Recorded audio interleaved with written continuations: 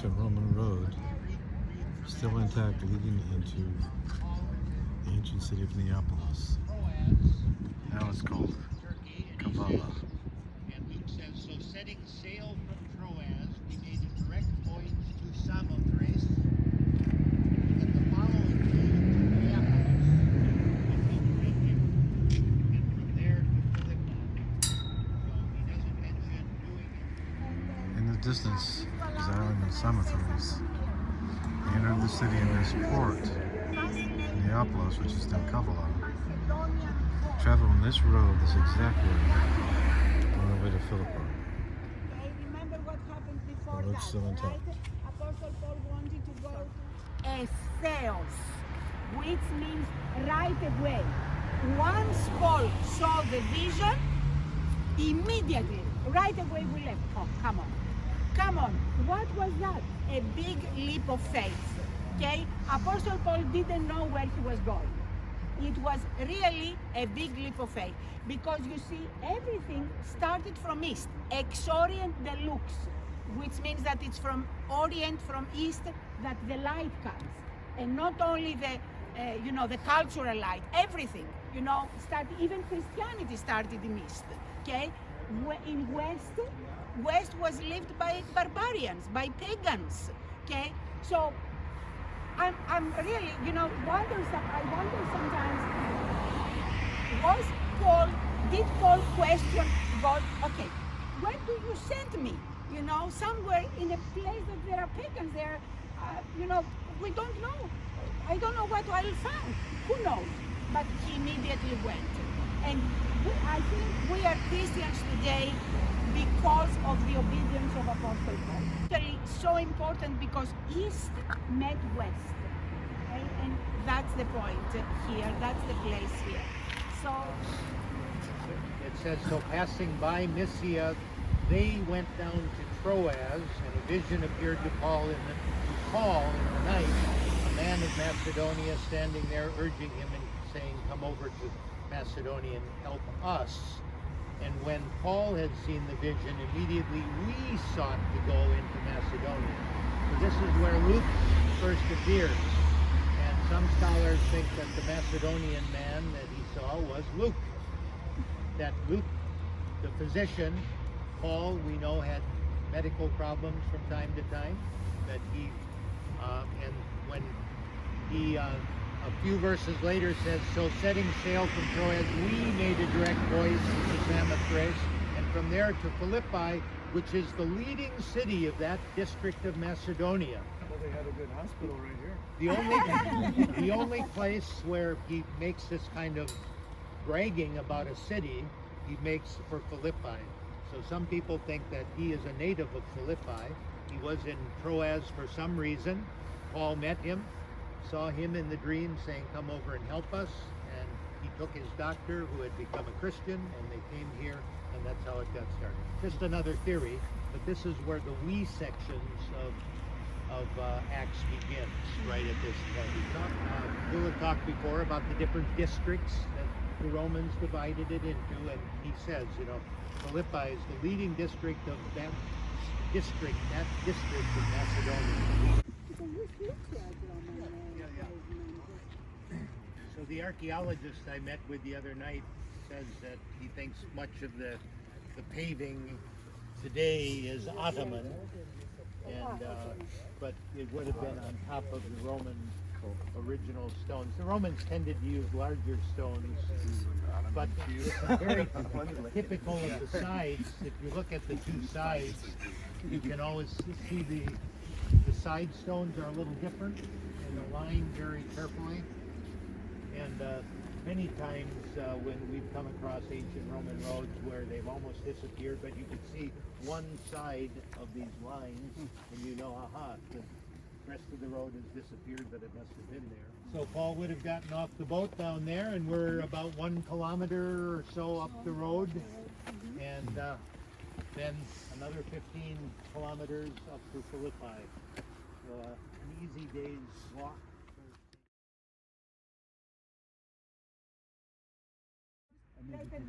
where the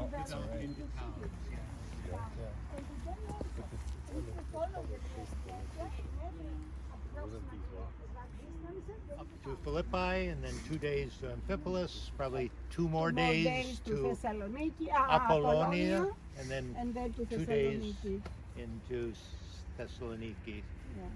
So somebody estimated what, 3,000 miles Paul walked or something on his journeys. Not to mention all of the sea travel that he did as well. Rain, snow, traffic, all of that slowed him down at various times as well. So, not to mention thieves and other things that he mentions in his letters as well. But how did he know the man was Macedonian? The Macedonians didn't dress differently. And did he have a different accent? Or did he have a sign on him that said, "I'm a Macedonian"? It's the t-shirt that he was wearing, maybe. Because otherwise, you know, he just says, "Come over and help us," you know. So I think it was, he recognized the man who was there, who says, "Come over and help us." And I think it makes perfect sense that Paul saw a local doctor there, shared the gospel with him. Turns out to be Luke, and now Luke is going to travel with him. Especially, and where does he take him? In Macedonia, to his hometown, Philippi, you know.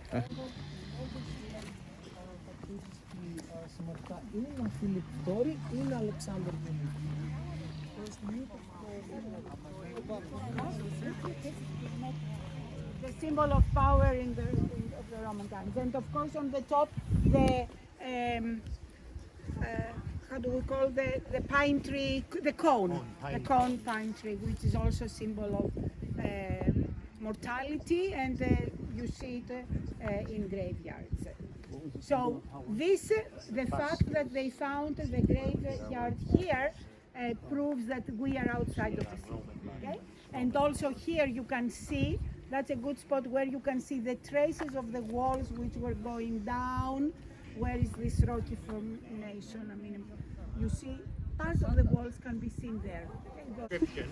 Remember, this becomes a Latin Roman colony, so many of the inscriptions are going to be in Latin, even though we're in Greece and in the Greek area. So Julia Orunkia, daughter of so-and-so, buried here. So a lot of Romans are brought in to found the colony, retired soldiers, freedmen, and another one there, El Salvio Secundino, and so forth. These are all Romans buried here, or people of Roman descent. But the Romans intermarry with the local people over time, and it kind of gets washed out. But we have quite a strong Latin presence here compared to some other Greek Roman colonies. It remains quite strong.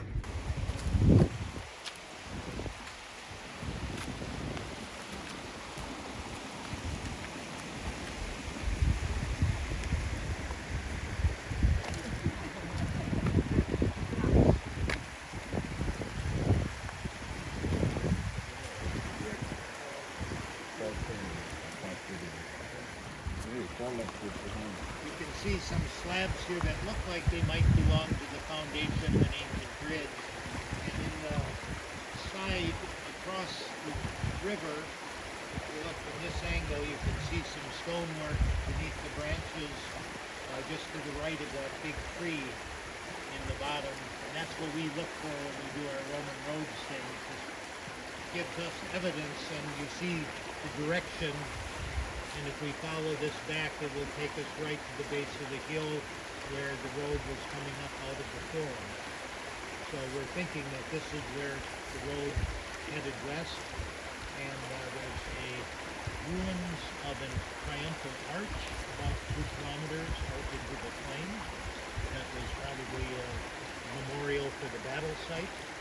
Now, when we get home, we're going to try to line up the Google things to see if this all lines up, and if so, then we have our traces of where the ancient road was. I was quite skeptical about stopping here and saying this was the Lydia Baptist place. I'm a little less skeptical now that we found that the road passes this way, because Paul would have come out looking for the river, and this would have been a good place. However, we don't know the river went right here at that time. The rivers, change course over the centuries, so it may have been further that way or further this way in Paul's day. Let's see. Nestle Allen. If you need any help, just let me know.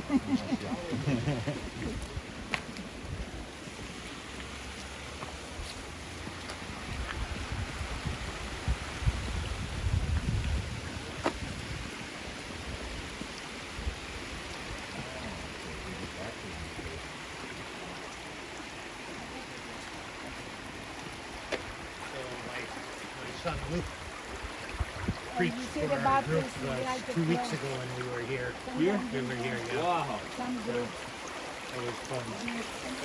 advertise, but the water is so cold right now. Just, well, I've got the mic on so you can sit where you want. I don't have to shout over the running water. But you can see church groups come here to do baptisms and stuff. It's a very nice, peaceful thing that they've set up here. So this is Acts chapter 17 now. And again, I'll start with verse 11. So you should have this memorized by the end of the day. 16. Yes, chapter 16. 16, verse 11, yeah. And I'm reading in the ESV, since that I happen to have a nice Bible app with that one available. So setting sail from Troas, we made a direct voyage to Samothrace, and the following day to Neapolis, and from there to Philippi, which is a leading city of the district of Macedonia, a Roman colony. We remained in this city some days, and on the Sabbath, Saturday, we went outside the gate, which is where we are, outside the north gate, to the riverside, where we supposed there was a place of prayer. And we sat down and spoke to the women who had come together. One who heard us was a woman named Lydia from the city of Thyatira, Western Asia Minor, a seller of purple goods who was a worshiper of God. The Lord opened her heart to pay attention to what was said by Paul, and after she was baptized and her household as well, she urged us, saying, "If you have judged me to be faithful to the Lord, come to my house and stay." And she prevailed upon us. There again you see the us at the end. It's a little hard to know exactly if this was all on the same day yet, that she was baptized and urged him to come or not.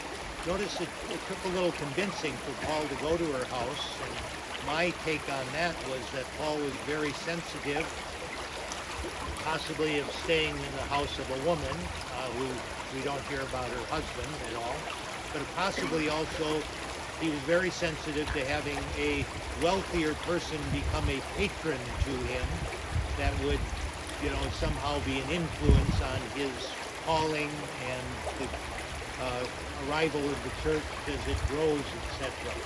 Because throughout his letters, he's very sensitive to the patron-client relationship that was so important in Greek and Roman culture. But she talked him into it, and he does go to her house and stays there. And I might as well read the next story right away, too.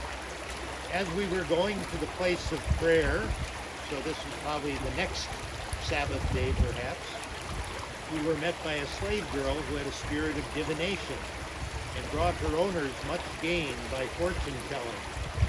She followed Paul and us, crying out, "These men are servants of the Most High God, who proclaim to you the way of salvation."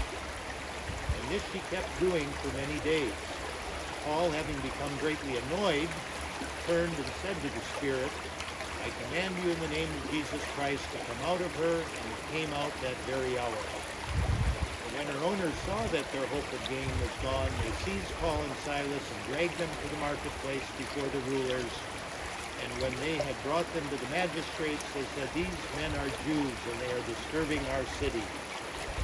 Let's stop there, and we'll read the rest of it when we get into the city.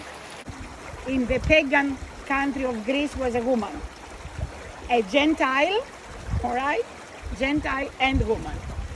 But since I'm holding the original, okay, Greek New Testament, I want to emphasize the word that is used by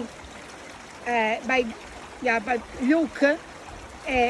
He says Lydia, okay, σεβομένη τον Θεό, which means he was gentile, but he was God-fearer.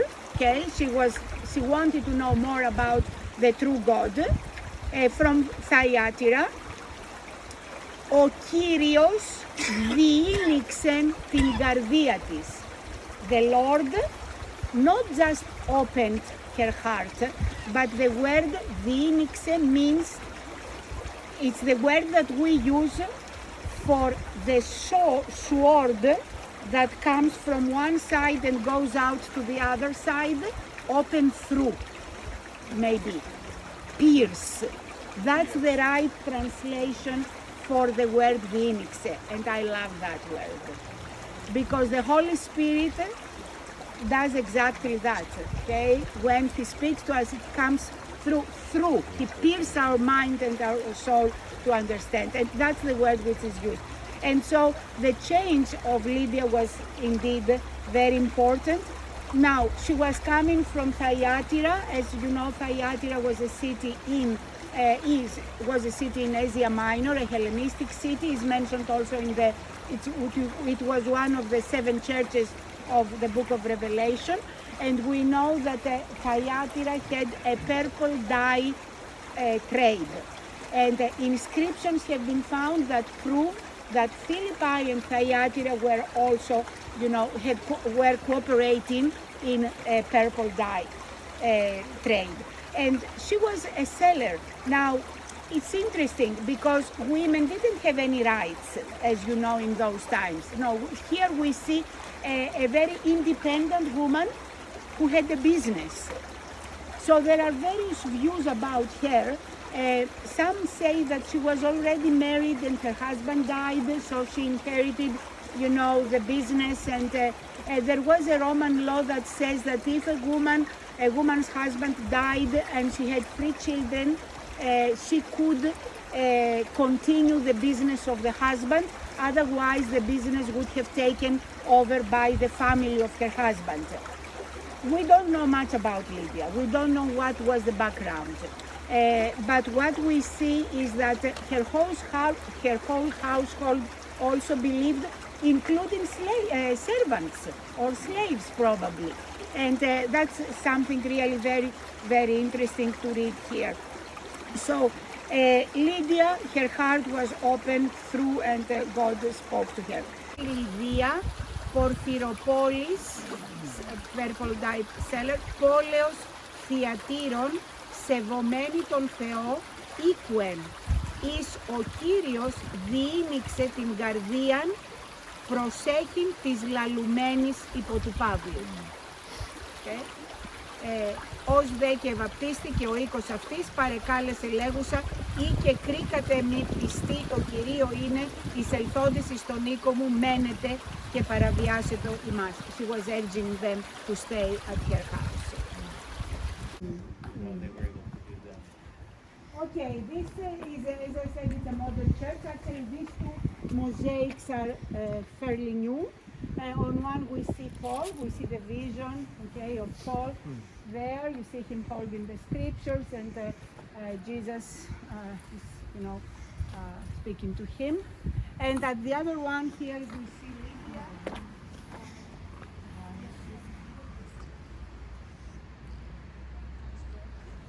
Now the marble which is used for this church is brought from the quarries, the nearby quarries. The area of Kavala is rich in marble. Lots of marble, and most of them are exported. Now, as we enter, above the entrance, you can see Jesus between Virgin Mary and John. The Bible is open, and the verse is from the Gospel of John. I am the light of the world. Okay? The one who follows me will not walk in the dark. Now, on the right-hand side, we see Paul between Timothy and Luke. And on the scroll is the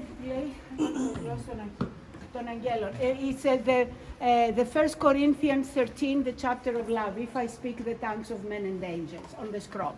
And on the left one, we see Lydia in the center and Silas on the left. And there is another woman there called Posidonia. The tradition says that she was a helper of Lydia. This meant, look the floor of the narthex of the church. It is the second missionary trip of Apostle Paul that is being depicted. So you see here, that's Ephesus, right? Troas. It was here where he saw the vision. Neapolis, Philippi, Thessalonica, Berea, Athens. Actually, that's wrong because Apostle Paul took a boat to sail to Athens. He didn't come on land. We will discuss. We'll discuss. Oops, okay. And then from Athens to Corinth, and from Corinth, from the port of Cenchrea, he sailed back to Ephesus, finishing the almost 2 years, almost 2.5 years, second missionary trip. So that's a very nice mosaic. Yes, where you can see the second missionary trip of Apostle Paul. Except forget this part. This, yeah. Came this way. Yeah, there are some. They're understood. Yeah. But naturally there are, they fixed it. That's good. Okay, because there were some empty spaces when I was the last here. Anyway, there are trips, these are all associated with Apostle Paul. For example, they are speaking at the assembly of the apostles, and this is Jesus, of course, blessing. This has to do also with the Greek Orthodox tradition. Above the door there, you can see Virgin Mary's Dormition. In all the Byzantine and Greek Orthodox churches today, you see that they usually follow the same iconographical plan. So, according to the Greek Orthodox tradition, Virgin Mary didn't die, but she slept. Fell asleep. And the Greek Orthodox celebrate her Dormition Day on the 15th of August. The 15th of August is even more important than 25th of December, the birth of Jesus, you see, in the Greek Orthodox Church. So we see Mary there, and we see an angel fighting with a demonic figure.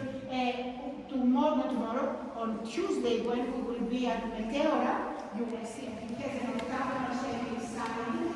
It's round because this was for baptism. They were made for baptisms. And on the dome, usually we have Jesus Almighty in a Byzantine church, but here we see the baptism of Jesus. So you see that on the dome, the baptism of Jesus. And just above the arches, we see various scenes from baptisms that we have in the New Testament. For example, this one on the left is when Philip baptized the Ethiopian man. Remember the story, okay? And you can read the quotes from the New Testament being in brackets, explaining from which part of the scriptures this takes place. So you see various baptisms. Now, you may know that the Greek Orthodox Church is divided in 3 parts. The first part is called narthex. The central part is actually the church, the nave. And the third part, which always looks at the east, is what we call Holy of Holies or sanctuary, and it's mainly for the priests. So here we see the Holy of Holies of this baptistry. You see in early churches the wall that separated the Holy of Holies from the rest of the church was low, like this one, and made of marble. This wall is called temblon, temblon or iconostasis. Icon, stekome. Stekome means stand. So it's the place where the icons are standing. Always there is an iconographical plan here. When you see the gate, which is known as the beautiful gate or the main gate, it's the gate out of which the priest comes. always on the right hand side is Jesus, the icon of Jesus, and on the left is the icon of Virgin Mary, always. And next to Jesus is the icon of John the Baptist, because John the Baptist was the last of the prophets, okay? Or the prodromos. Prodromos. The forerunner. The forerunner, yes, prodromos. He spoke about Jesus who was coming after him. And next to the icon of Virgin Mary is always the icon of the saint or of the event to whom the church is dedicated. So if you go to a Greek Orthodox church and you don't know to whom the church is dedicated, look at the icon which is next to Virgin Mary. So here is Lydia, because this sanctuary, this baptistry is dedicated to Lydia. Now, look, you see in the niche just above the Holy of Holies, in the window we see Virgin Mary, and it's really interesting. You see the initials metir, is the first and the last in Greek. The first and the last letter of the word metir, which means mother, and then theta ipsilon, the first and the last letter of the word theou, which means God. So metir theou, mother of God. You see her holding baby Jesus, and you see her sitting on a pond of water. Remember that Krinides means a place of abundance of water. So this Virgin Mary here is being worshipped as Zoodokos Pigi. Pigi means fountain, spring. Zoe means life, and Dido means give. So the spring, the giver of life. Okay, we can talk about that. Yeah. Zoodokos. Dido means give. So Zoodokos Pigi, the spring, the giver of life. The arch around, you see the golden background. The four figures on the both sides of the windows depict the three fathers, Cappadocian fathers, John Damaskinos, Basil, Gregory, and the fourth one, which is interesting, is Epaphroditus. Where is Epaphroditus? What it mean? Here, the right, on the right. Epaphroditus. Remember who was Epaphroditus? The elder of the church of Philippi, and he was the one who was sent to Rome with the gifts of love from the Philippian church. So he's included among the three Cappadocian fathers. Also look around the arch. It's very interesting what we see here. On the right, we see the ascension of Jesus.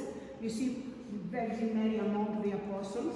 It's not reading in the scriptures but still. Okay, and you see Jesus in heaven. And on the other side, we see the Pentecost. You see the little tongues of fire on the heads of the apostles. And among the apostles, you see Apostle Paul. You see this figure with the bald hair is Apostle Paul. Okay, we do know that Apostle Paul was not in the Pentecost.